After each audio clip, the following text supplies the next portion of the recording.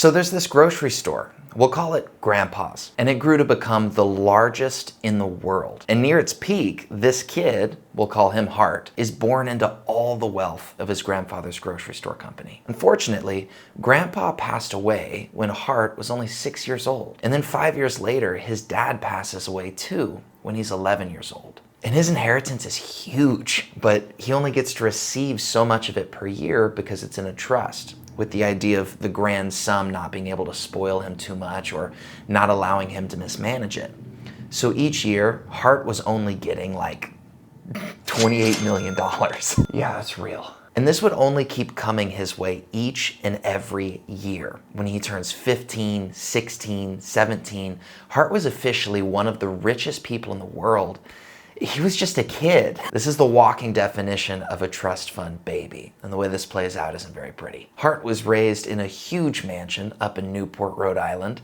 He went to a private boarding school for boys known for its rigorous academics and for being super expensive. And Hart had a mother that you could say was a bit overbearing. She made it her clear consideration that he have an arranged marriage, possibly to exert control over his life and ensure his future aligned with her ambitions for him. It was more of a business move in her mind. But you know, I hear arranged marriages are actually pretty good, so this early life of privilege was shaping Hart's view of the world. And after graduating from Harvard, he actually worked for his grandpa's grocery store company, but expecting some senior management position. He was upset to find that they had him assigned to the statistical department, tracking the sales of various breads, apparently. One day, he skipped work to attend a football game and was fired abruptly. I don't want to track breads, I want to run this bitch. A bit later in life, the trust which his grandfather had set up was fully liquidated when Hart's uncle had passed away. Now,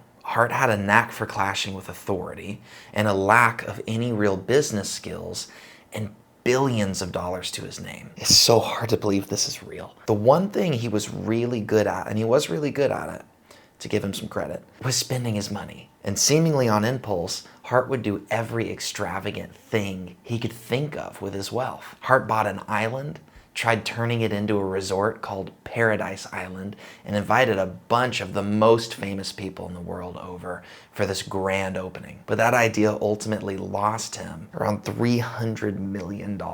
He started a museum in Manhattan with a, and I quote, inflammatory purpose of challenging the canonical view of modernism promoted by established institutions like the Museum of Modern Art. This also failed, losing him millions. He helped start a newspaper in New York called PM and had himself working as a reporter there.